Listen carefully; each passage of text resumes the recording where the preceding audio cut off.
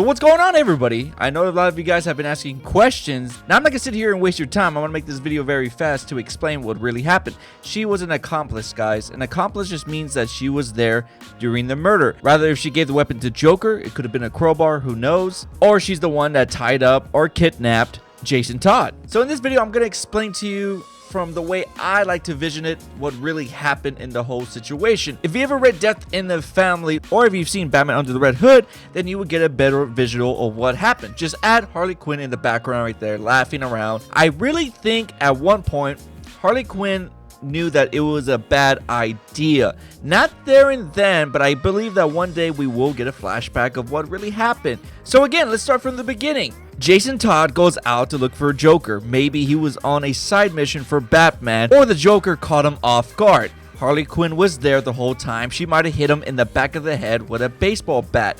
Knowing WB, they're probably not going to do something so graphic towards Harley Quinn just because of the positive feedback of what she got from Suicide Squad, and of course the confirmed Harley Quinn movie coming out in 2019. Harley Quinn hits Jason Todd in the back of the head with her mallet or baseball bat, whatever.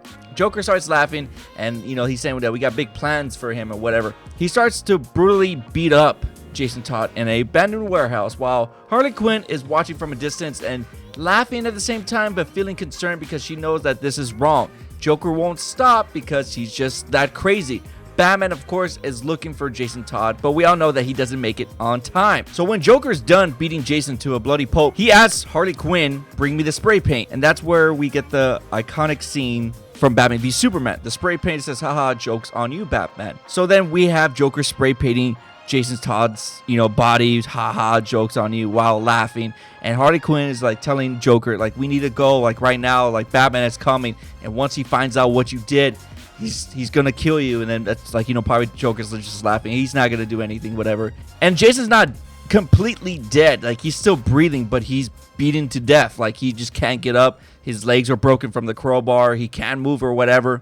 And that's where Harley Quinn and Joker take off. Batman, of course, is rushing to the place. He finds a location of where they had Jason Todd, blows up, boom. And I hope we do get that iconic scene of Batman and Jason Todd, like where Batman is holding him, and then you feel for Batman. You know what I mean? And this is where we get the brutal Batman that we saw in Batman v Superman. He's just had enough. Like, he hasn't shaved. He has a 5 o'clock shadow, like hardcore. He's looking for Joker. He's beating up random thugs, beating up villains to find out where the Joker is. He finds the Joker and he beats the shit out of Joker's teeth, like, consistently. You just see like teeth flying around and Joker's laughing and Batman's just beating him. And I think that's where we might get even a Nightwing scene where Nightwing is telling him you've gone too far. He knocks out, Nightwing or whoever, Batgirl. It could be whatever. So to me, I think either Robin or Batgirl, or whoever they're going to use, or Dick Grayson, whatever, they leave Batman because, like, this is not what they signed for. This is not how we do justice. But Batman, Bruce Wayne, has just lost it. He lost his son, Jason Todd. And of course, we have a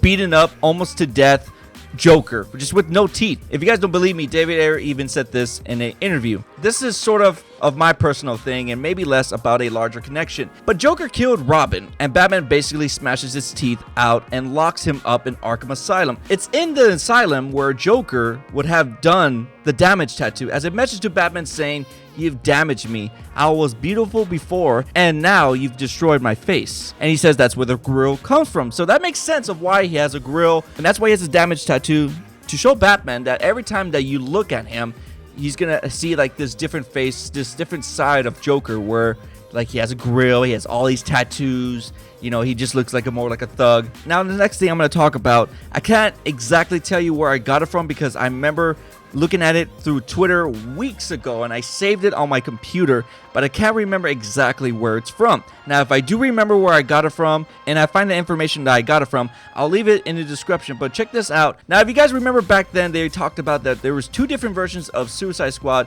2 screenings, one that we got to see in the movies and then a different one that was more darker and gritty. Now, of course, with the positive feedback towards the one we saw at the movie theaters, they went with that one. But apparently there was more to it, to that scene where Batman saves Harley Quinn. Remember when she was in the water and Batman gives her CPR? So check this out, guys. I found this. It says, suddenly she wrapped her arms around him, turning the CPR into a, the kiss where she's making out with him and stuff. He fought and pulled away, and that's all we saw. She laughed and that's it.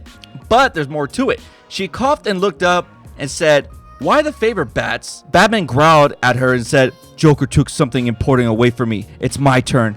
Harley didn't reply, but she just shivered. Like, I could just imagine, like, you know, Margot Robbie's face, like, after hearing that from Batman. She's probably scared for her life. Again, take it with a grain of salt. I don't know exactly where I saw this, but it was going around on Twitter for a while, and I've been wanting to do this video, but just haven't had time. But to answer your question, Harley did not kill Robin. In fact, I think she even feels bad, because if you remember from Suicide Squad, where El Diablo in the bar is talking about, you know, him killing people and him killing his kids, you can see it affected her because she's mad at him for killing his kids. It's because she knows what that feels like, and that's why she's upset, because, you know, she was in that same situation with being an accomplice of killing Robin, because more likely Robin was like in his 15 to 17 year age, whatever. Not that many people know about that. You know, I watched Suicide Squad for the very last time 2 weeks ago, and I was like, why is this really affecting her? I'm like, why is she so mad at him? Of course, like, you know, who wouldn't be mad at somebody killing at kids? Then I thought about it. I was like, oh, it's because she was there. More likely Robin was in his teens, so that makes a lot of sense of why she's giving shit to El Diablo, and it's in that situation where El Diablo sacrifices himself because he feels like he needs to redeem himself. Now, to answer your question, will we ever see a death in a family storyline? That's a good possibility, but the way they're going with right now, from all the rumors and speculations of how they're gonna do a Batman movie, it's looking like to be more like a Batman Arkham Origins story. When I say Arkham Origins story, I mean the video game. If you guys haven't seen my recent video where I talked about all these rumors, make sure to check that video out. But again, I do really want to see Jason Todd as Red Hood, and I think that would be a great storyline, but I don't know how they're going to do it, especially if they're going to bring Deathstroke. Again, if they are going to go with a Batman Arkham Origins story, where Black Mask puts a hit on Batman and he hires all these different assassins to take him out, it's a good possibility that we could see Red Hood. I just hope they don't do the whole route of the Arkham Knight, like, you know, Deathstroke being, you know, Jason Todd, because that would just be stupid. But, you know, I'm just saying out there, I just hope we don't get something like that. If they do something like that, they need to bring Jason Todd back as Red Hood. And of course, Joker, Jared Leto's character, needs to be part of it. He needs to have the much screen time to explain of why he did it, and we need to see flashbacks of exactly what happened. But again, guys, that is just my theory and my speculations of what really happened to Jason Todd Robin. And of course, guys, if you guys have your own theories and your own speculations, put it in the comment section below. We're all DC fans, and we love to hear theories and stuff. And again, guys, thank you guys so much for the love and support. If you guys want more videos like this where I talk about the DC Extended Universe, give this video a thumbs up. And if you guys are bored, I have a Marvel Contest of Champions videos out right now. You guys can check those out. I worked really hard on those videos, and I think you guys will get a great kick out of them because there is a lot of funny moments. And if you guys are not big fans of Marvel, I have some Injustice videos out as well. Thank you for the love and support. My name is JaeRoar, and I just hit you with that 1-2 punch.